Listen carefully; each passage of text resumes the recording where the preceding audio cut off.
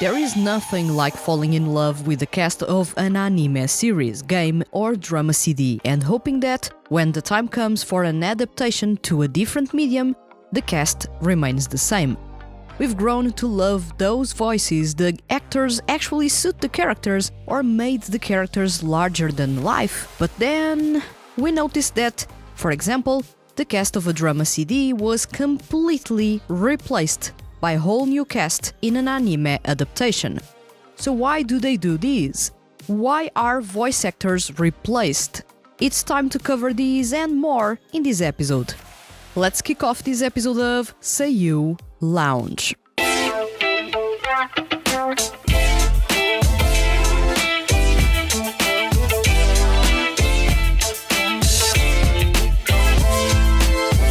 Welcome to Seiyu Lounge. I am your host Vanessa, and today's topic is voice actor recasting in anime, games, and drama CDs. A couple of years back, in an episode of this podcast, I talked about how the full cast from the Given drama CD series was replaced for its anime adaptation, and how I felt that the cast in the anime adaptation didn't even come close to the quality and emotional depth of the drama CD cast, and added that it was weird how a star-studded cast, that for sure would bring more people to watch the anime, had been replaced by a mix of fan favorites and not as well-known seiyuu was a result of anime directors wanting to shoo away a specific actor or wanting to call their own shots and choose who they want, not who the mangaka wanted, for example. Well, it applies to the anime adaptation of Given, seeing as the drama CD cast is much more impactful than the anime one, but honestly, voice actors being replaced in anime series, drama CDs, or even games is a thing. It's so common to the point that Seiyu Yusuke Shirai shared all about it on his YouTube channel. What were his thoughts about these, especially having been on the receiving end, having been replaced, and also for being the reason why fans backlashed because he replaced people. So this is going to be an episode of the podcast heavily influenced by Yusuke Shirai's video about the same topic. You will encounter the link directly to that video in the description. In that video, Shirai talked about the complex feelings that come with recasting and remakes, as well as gave some of the reasons why the cast for drama CDs doesn't always carry over to the anime adaptation. Thanks to Yusuke Shirai for basically inspiring this episode. But first, what can be the reasons why a voice actor is replaced? There are many, with the first one and the most obvious one being the age.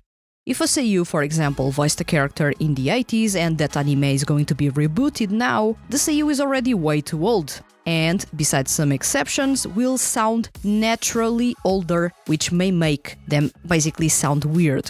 At the same time, newest generations of viewers are not familiar with voice actors who are 50 years or older, so there's a big chance that not many people will be interested in watching a reboot with the original cast if it is solely comprised of veteran seiyuu who no longer, let's say it, are in their visual and voice primes. Another one is scandals. We all know that now, more than ever, scandals are a thing. It's not that they didn't happen back in the early noughties, 90s or 80s. It's just that now fans want to know everything about seiyuu, treating them almost like idols. And of course, if there's a demand, there's an offer, and paparazzi have been relentless in recent years, creating scandals, unveiling crimes, and even weird situations. It goes without saying that the backlash will make any anime director immediately replace the voice actor at the core of the scandal. And depending on the gravity of the scandal or the crime, the voice actor can be replaced in future re-release of games, drama CDs, or even anime series. Another reason is the connections. In the very first episodes of this podcast, I covered the topic of the auditions and all the hidden, dirty stuff and politics behind them, and how some seiyuu actually get their roles through connections and not talent. Well, if a director is connected or favors a specific seiyuu and that seiyuu isn't in the original cast, they'll recast the project and bring him or her into it. But because they don't want to give away that they are favoring just one seiyuu, they decide to replace the whole cast so that people can't say they are favoring seiyuu A or seiyuu B. Then there are the personal preferences. When directors are tasked with leading an anime reboot or remake or even an adaptation, they are there to give their opinion and creative output and of course shape the project into something that is good and attracts the masses. If a director doesn't like a specific seiyuu, they'll ensure that they are not part of the cast. As such, they'll recast everyone from the original media for the adaptation or remake. Also, if a director is chosen to work on an adaptation or reboot, they may want to bring their creativity and mind into it, and that leads to recasting happening to fit what they have in mind. When a popular series is remade in this era, why does that happen in the first place according to Yusuke Shirai? Shirai mentioned that nowadays remakes have become quite common. Many popular works from the 80s and the 90s are getting remakes, but he adds that, in contrast, original anime series have been decreasing over the years. Original works start from scratch, introduced to everyone for the first time through the anime itself, so there's no source material for fans to familiarize with or that will create a fan base to begin with. Original works start from zero. As such, they require significant promotion efforts, which includes a big marketing budget and potentially having to splurge on getting really popular seiyuu to bring the attention, at least of the fans of those seiyuu. According to Shirai, remakes have pre-existing recognition and a proven track record. That's why there is a higher likelihood of success if they are remade. Anime production companies often face the dilemma of choosing projects that are likely to be more successful and avoid failures, of course, because they don't want to lose money. Thus, they lean towards popular manga, hit novels, or successful games for adaptations.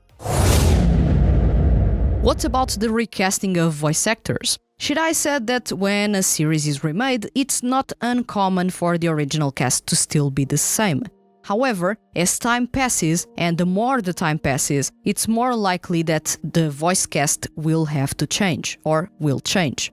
The recent examples we can find are the remakes of Slam Dunk and Rurouni Kenshin.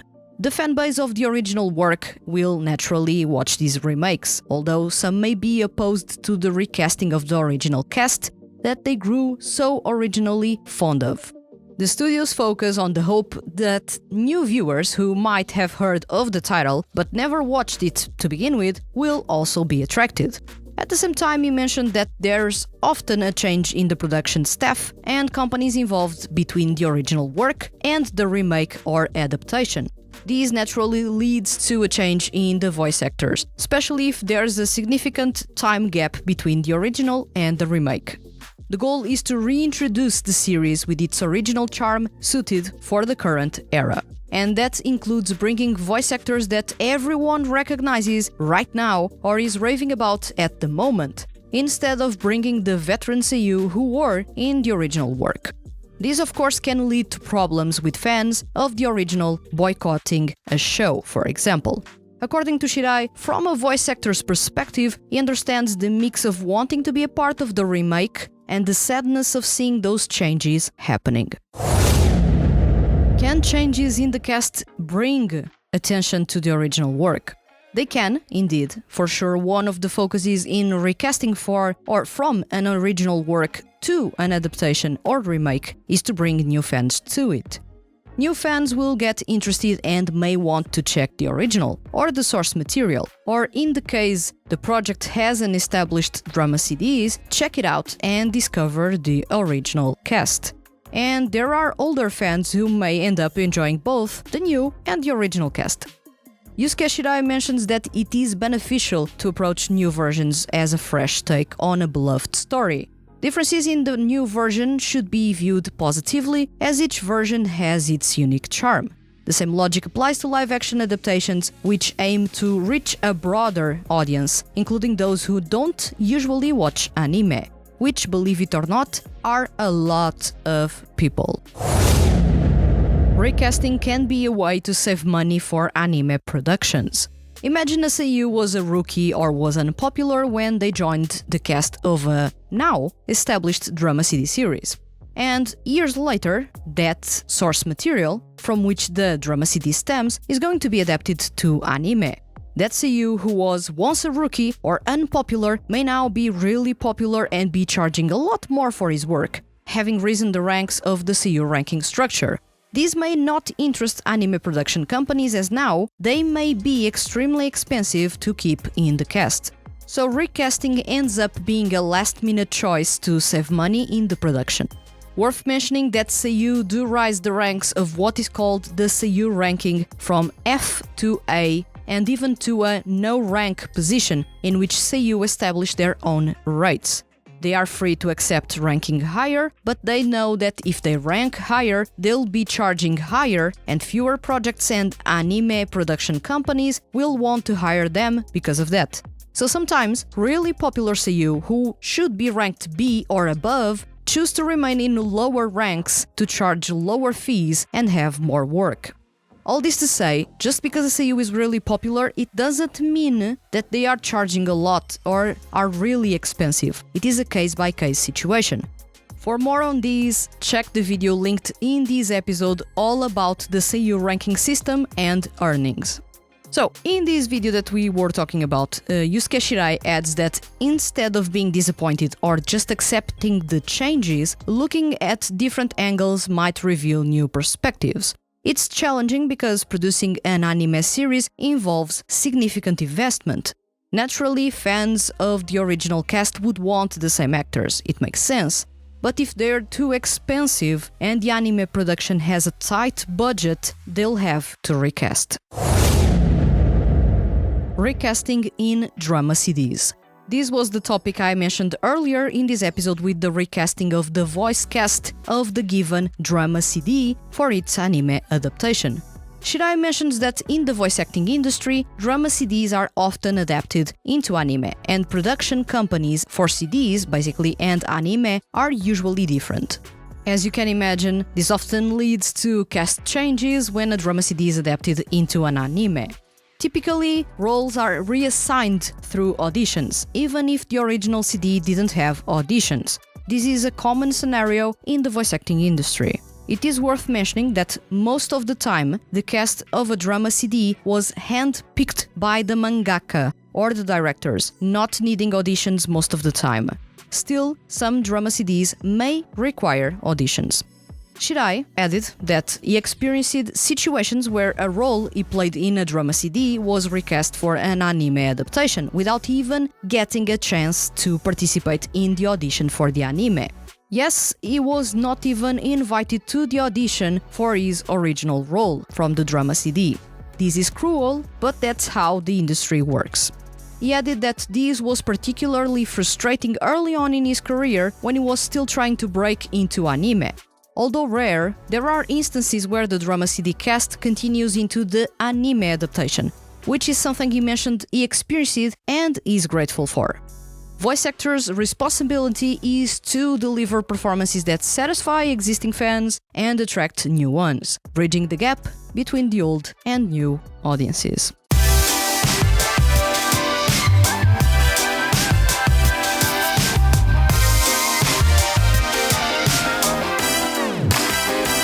Well, with all being said, Yusuke Shirai's take on voice actor recasting in anime games and drama CDs is quite the interesting one. It is interesting to know in more depth that most of the times, not even if a seiyuu is famous or the original cast is well established, that it can also and still be recast due to a wide variety of reasons. Money, age, popularity, scandals, personal preferences, different production companies. All of these influence how adaptations of the source material or the original adaptation end up being in subsequent adaptations. I think that while I understand that, in some cases, older anime, for example, it makes sense to have a recast to bring in new fans into a dormant franchise, I also believe that most of the time, seiyuu still have young-sounding voices for the roles they originally played and could reprise them easily. But also, let's not forget that each anime episode costs around 100,000 euros to make.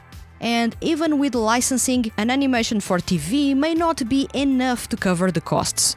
So you need to bring a lot of people to a project, and sometimes recasting with new, young or popular seiyuu can bring the attention and the money to an adaptation or remake. But let's check your opinion about this. What do you think about voice actors being recast in anime adaptations or remakes? Are you the type of fan of the source material, so you aren't too bothered with the cast changes, or are you the type of watching an anime adaptation because of the cast and end up feeling frustrated because the original cast was actually replaced? Let me know in the comments on YouTube and Spotify. And remember, leave your comments as complex or as simple as they may be, and you can be featured on upcoming episodes of Seiyuu Lounge.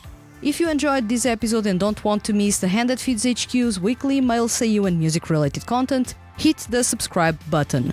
And if you are listening to this episode on a podcast listening platform, please consider following the podcast and leaving a review. Leaving a review is really simple and helps other people find this podcast and fall in love with male seiyuu artists and 2D groups. I'll return next week with another episode of Seiyuu Lounge. Thank you for listening, and see you guys around.